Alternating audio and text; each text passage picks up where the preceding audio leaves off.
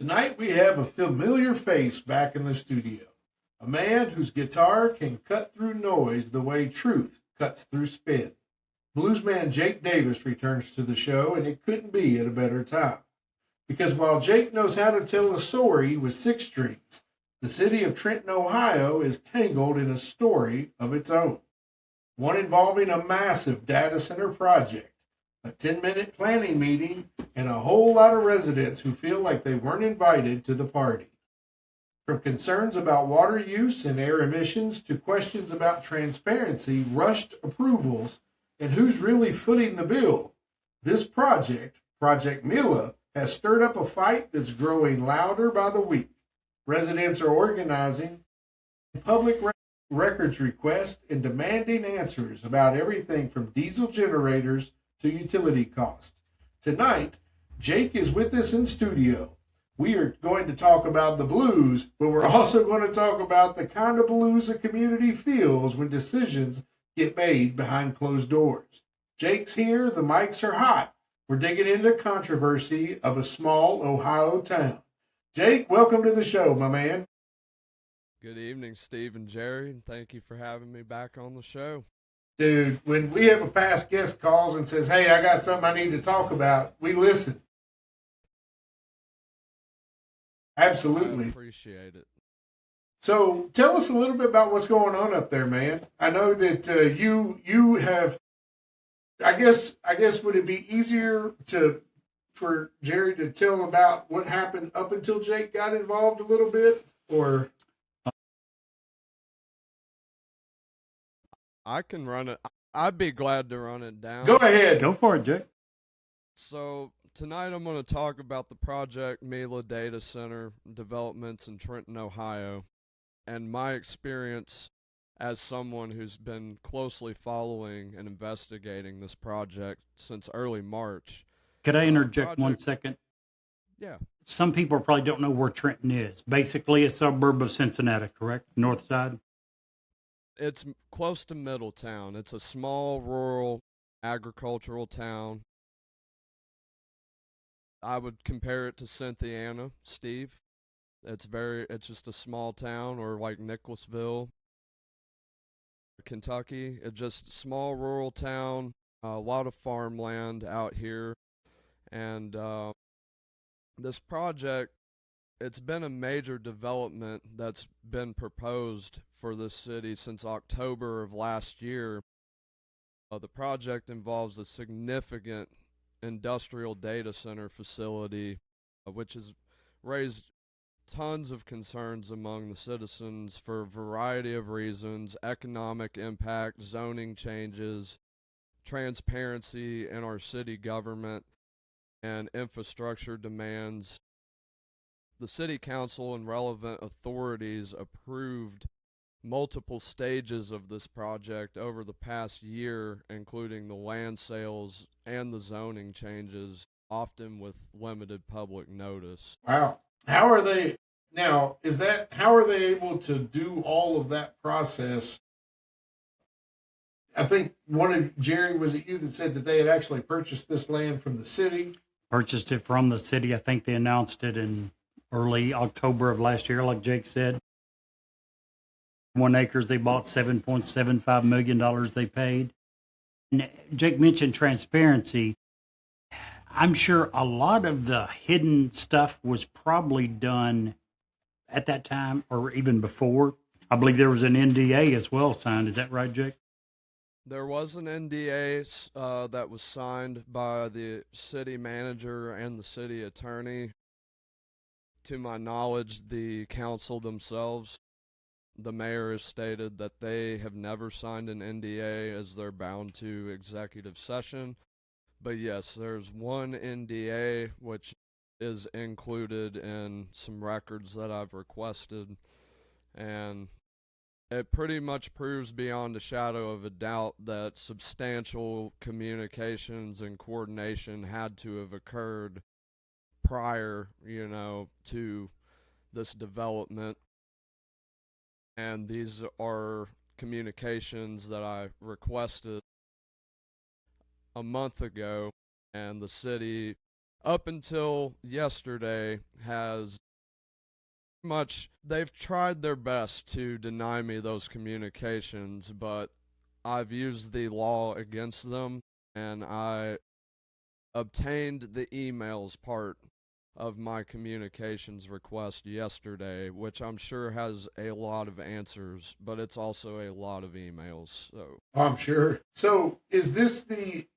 I was doing some research when you reached out to this, and Ohio is one of the hotbeds. It's one of the mid as far as data centers. There's about 5 states currently that are just getting obliterated with all these data centers. Texas is by far the biggest. 140 are currently under construction right now. In Virginia, 136 are currently under construction. Ohio has 51 currently under construction. Arizona is 35, and Georgia, which I'm hoping they're putting all these in the swamp, 56 in Georgia. That's a lot of construction and a lot of. It really does show the level of the national build out. This is something that the country hasn't seen since when we started putting electricity in the entire country. It's huge. yeah, Absolutely huge. it is extremely huge, and the problem with it is a lot of these, they're just popping up, and they're almost out of nowhere. And a lot of the citizens in these areas had no public input on what they're trying to build in their backyard. Yeah, as far as Ohio goes, to my knowledge, this was an initiative proposed by Mike DeWine, our governor, who pretty much has come out and within the last year, I think, when Trump won the election, because Trump has also expressed making America an AI data center, well, an AI hub for the world, but DeWine has adopted the same philosophy for our state of Ohio as well. He has clearly said this will be an AI hub state. Yeah. So, Hold on. Can I interject one thing? Going along with what he just said. On March 20th of this year, just a couple of weeks ago, right? The White House said that Congress needs to preempt state laws concerning AI that it views as too burdensome, laying out a broad framework for how it wants Congress to address concerns about AI without curbing growth. To Jake's point, Trump and the federal government is trying to force this down our throats to the point that they're saying we've got some states that have enacted laws that we think is too burdensome on the AI industry. We need to preempt those laws. What in the world ever happened to our Constitution, which, as Jake's father, Clay Davis, so strongly says, it should all be, the Constitution says that all rights not specifically delegated to the federal government are reserved for the states. What happened to that part of the Constitution? right. No, I don't disagree. So, Jake, take us through what you feel are the biggest issues with this particular data center, because I have some things that from everything that I looked up basically about data centers, which a lot of it I didn't know, is very generalized. But let's talk about Trenton specifically. What is, if you have, because you're a resident there, you have the ability to pick it apart.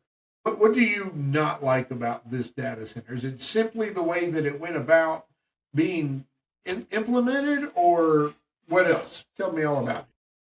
There's quite a few things that I've learned so far.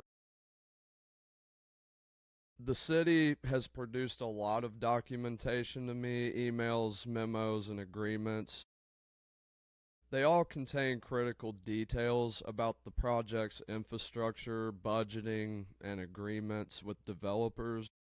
And while I can't share all of it publicly yet because I want to ensure that my facts are concrete and substantiated, the material already shows that there were many answers about the scale, timelines, and potential effects on the community. And just a couple examples that I can list you. It intends to use 24 million gallons of the city's water a year. It also will run in the event of an emergency where there's no power or electricity. There are 121 diesel generators that this will operate on to power it, which will, of course, pollute our air and inevitably fall down on our residents. And then the noise of these things. They're putting this right in people's backyard in our peaceful farmland where it's a quiet, sleepy little town, and we enjoy our quiet, we enjoy our peace, we enjoy the nature, and we don't necessarily know, one, for the fact that we've never seen something of this scale in our natural environment in human history, how that's going to affect our wildlife, how it's going to affect just our natural resources. And I will say something that came to light in a council meeting. My friend Barry Blankenship had asked if the city had notified the metro parks prior to this being done, which our metro parks are, people get out there for all the reasons I just listed, and there's a lot of wildlife. And our mayor told him that they had indeed contacted the metro parks, and the next day in our group page, a public records requested document was put out, which said basically from the metro parks that they were never contacted. They were never contacted or given any input on the issue whatsoever. So there's a lot of things going on that raise a lot of red flags. One of the things, Jake, you just mentioned was the water consumption. And you had mentioned before we went on the air that that water that they use requires a certain specific way of cleaning that your city doesn't have access to. Could you expound on that a little bit for the listeners? So the city of Trenton already has hard water. The financial director has talked about since then upgrading to a more soft water, but it doesn't change the fact that these data centers put permanent nitrates in our water, which all of our water on Earth is the same water that's been here from the beginning of the Earth. And I mean, we drink the water that our ancestors drank. We drink the water that was here when the dinosaurs were here. And these data centers, they put permanent pollutants, dangerous pollutants, in our water supply. And it requires reverse osmosis, to my knowledge, to remove those. And I don't know if that even removes them. We don't know the type of pollutants that these things are producing, and let alone how they will affect our water supply in a town which, you know, the water already rusts out people's toilets and faucets, and, you know, so. Well, I used to live in Ohio. I think all of Ohio has hard water. Water softener pellets, we'd sell it by the pallet load. Speaking of water, I want to add some. A normal, and the numbers I'm going to give you is for an average data center. It's not specifically for this one. I can't imagine this one is that much better.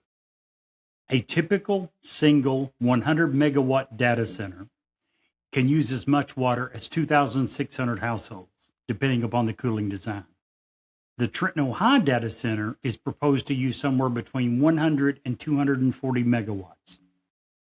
As of the latest census data, Trenton had 4,768 households. Just an FYI. The Trenton data center is 240 megawatts, and they have said it will be up to that. If it is 240 megawatts, that would be the equivalent of 6,240 households. Now, Prologis has went to the city of Trenton and asked, can they handle their demands for water? And their city said yes. My question is how?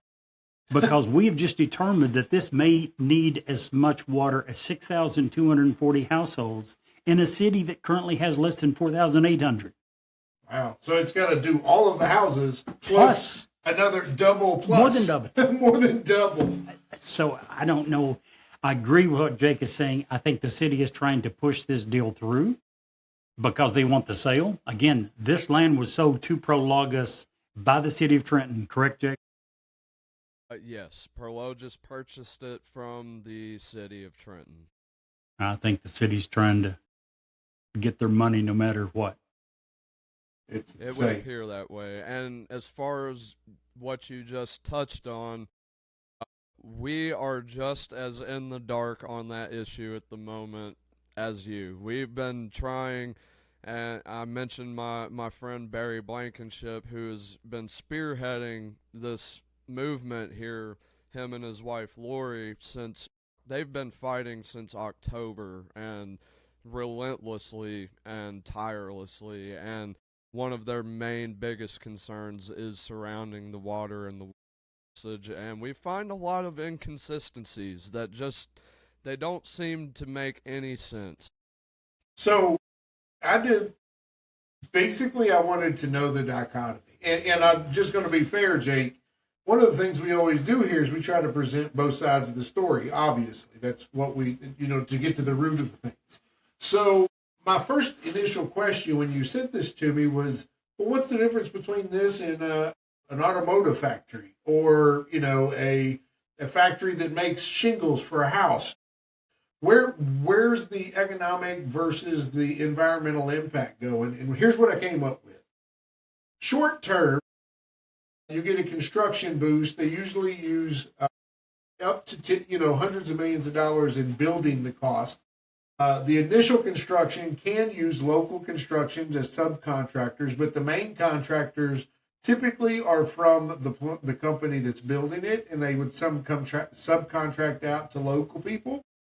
So when those people come in, there's going to be temporary boost to hotels, restaurants, and local services. But those are all very short term. Once it's built and on scale, there's going to be at most typically between 20 and 50 full-time workers. Most of those are high-skilled technicians that are moved in by the company. They are not employed directly from the local folk, if you will. Mm-hmm. There is sometimes tax revenue, depending on how, and I'm sure you're going to find this out in your digging of all the paperwork that they've sent you. Sometimes they can generate some tax revenue, but a lot of times the states or local municipals will offer massive tax abatements, sales tax exemptions on equipment, and long-term property tax deals. And if they bought the property from the city, I'm sure some of those were baked in to get it at a good price to get the equipment in there. And what it ultimately costs is higher utility costs for the residents because they consume huge amounts of electricity. Utilities sometimes are forced to build new substations and water transmission lines and water infrastructure. They lock in these long-term contracts from water and power as well. And basically, once it's up and running, it's 80% self-contained, where it doesn't help the local economy at all. Yeah. And then we're left with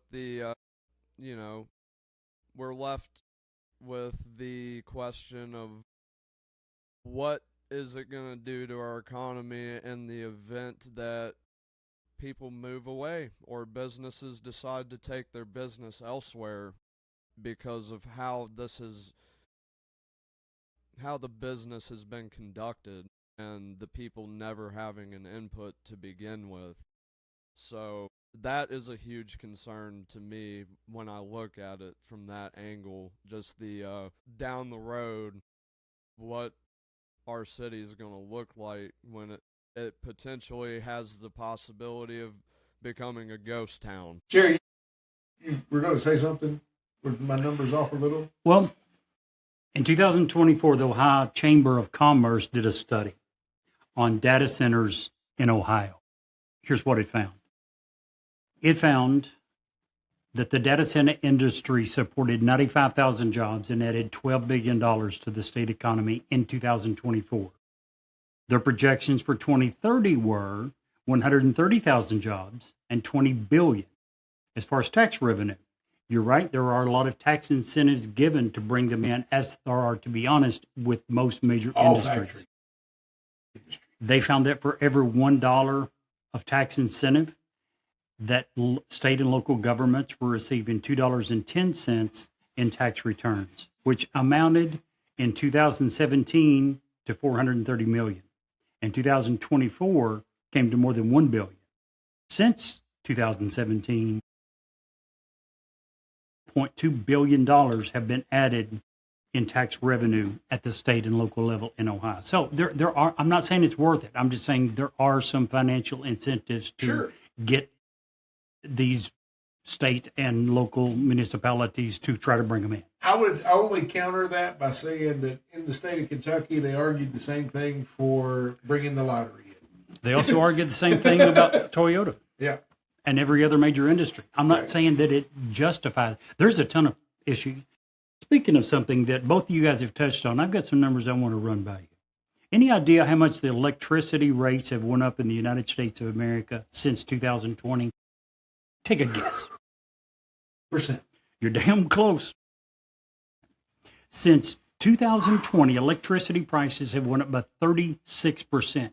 We know that data centers are not the only, but a significant reason for that. Here's why. The projection for 2028 is that data centers will use somewhere between 325 and 580 terawatt hours of electricity. That is approximately 12% of all the electricity made in America. 12% of all the electricity is going to data centers. And that doesn't Just include what they're data building centers. currently. Well, that was projection for 2028. Would. Yeah. 12% for this one little industry? You want to know? Again, I'm not trying to say that's the only reason. This is a significant reason why we have had a 36% increase in electricity rates in the last 6 years. The project that they're in Trenton, are they, now we know, we talked about that the diesel are the backup. Do they have another energy source that they are producing there on standby? Is it solar? Or? Yeah, it is going to be built right by the Duke Energy power plant. They will be the power supply, which also ties into our infrastructure and our power that we pay for. So, Right. Yeah. Oof. Gosh, man, that's terrible. If you could have 5 minutes, Jake, with the mayor of Trenton, what would you tell him? This applies to him, but also the people that I feel like the city kind of takes this stance in a way just by the way they conduct themselves, but I also hear a lot of people and see a lot of rhetoric that arguing against data centers while using data centers is just, it's a joke to them. Though the city hasn't said it, it's very obvious through their behaviors that they think this is all a joke. And all I would say, and it wouldn't even be 5 minutes, but the idea that people cannot oppose data centers because they use them assumes that we had a meaningful choice in the first place. We didn't. There's a difference between dependence and consent. Yes, we are dependent on digital infrastructure, but we were also never given a direct say in how that infrastructure is expanded into our communities. So using something that's effectively mandatory in our modern society doesn't equal endorsing how or where it's built. It's like saying that you can't criticize utility companies because you use electricity, or you can't question road construction because you drive to work. People aren't arguing against the existence of technology. they're asserting their right to have a say in how it impacts their community, and those are not the same thing. I would 100% agree with that. You know, you were talking earlier about the fact that this has taken our farmland. Here in Kentucky, the big thing very recently, in addition to data centers, we have one that they're trying to install in Harrisburg, Kentucky as well, is solar farms. And for the life of me, I don't know why they have to take agricultural land to build solar farms when they can put them on top of parking garages, parking lots, on top of building. That's something that at least you can stack that on top of something else. I don't know why you can go out here in a beautiful pasture farm or cornfield and put a big 500-acre solar farm. You're not going to convince me that's a better idea. I don't know. Yeah. And I think Jerry, what's your? Sorry, Jake. My bad. Oh, you're good. I was just gonna say I think that's a huge way that the entire country is looking at it. There's so many other places they could be building these things. Yeah. So, Jerry, any final thoughts? I think I agree with Jay. It's not that we don't want them, need them. The question where this is too close. I looked it up. They are 1.1 miles away from the closest school. They are less than 2,000 feet away from the closest subdivision. There's got to be better places where you can put these. This one has promised that they're going to keep noise levels at a decent level. And we know that government and industry never lies to us, right? So they obviously have to do that. If they do what they say and they keep it at 50 decibels or less, that's good, except for the emergencies. And then it gets really super loud. In many cases, some of these, there's one in Alabama that goes between 110 and 120 decibels. And that, I think, is up to maybe 3/4 of a mile away. It's destroying property value. So I agree with Jake. There's the local citizens absolutely need to be a part of the decision process of where they should go. And this one, in my opinion, is too close to schools, too close to homes. And that's not even getting into some of the other things we talked about, which I'd have to do a lot more research. I'm sure Jake's already done it. But as far as the water use, can the local water system handle it, the electricity use and all that? Yeah, I think we need more citizens like Jake who are involved. And when they find out like that something like this is coming to their area, they begin to do some research. And we need more people who are active and make sure that their voice is heard. So for that, Jake, absolutely congratulations. We will do our best to help spread the word and get the news out. Jake, what do you think? What is your, if you could, I know you said what you would say to the mayor. Where do you fall? I know you had said that you're part of another group. Do you want to talk about your other group a little bit? Now's your platform, brother. Right now, so the group that I'm part of, it's a abbreviation, WATER, but it stands for the Woodsdale and Trenton Environmental Resistance. Currently, the page, it continues to grow every day, and you know, we've found also that, you know, the more the city, especially before they started backpedaling and trying to change their behaviors and the way they were treating some of the residents and citizens, with every bad thing they said or did, one more person would show up to the council meetings and one more person would join the group. And so it's just it's a growing thing. And tonight they just had their first organization for the ballot initiative to try to stop this thing. And so now we have a petition that's going to be floating its way around, being once again spearheaded by Barry Blankenship and his wife Lori.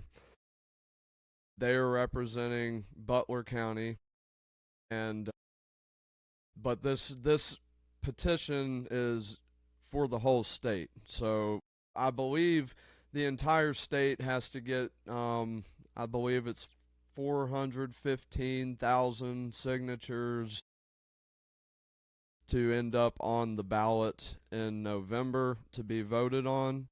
So if it passes, this will be an issue that the people will be able to vote on coming up in November, which we hope to make that happen. That's awesome.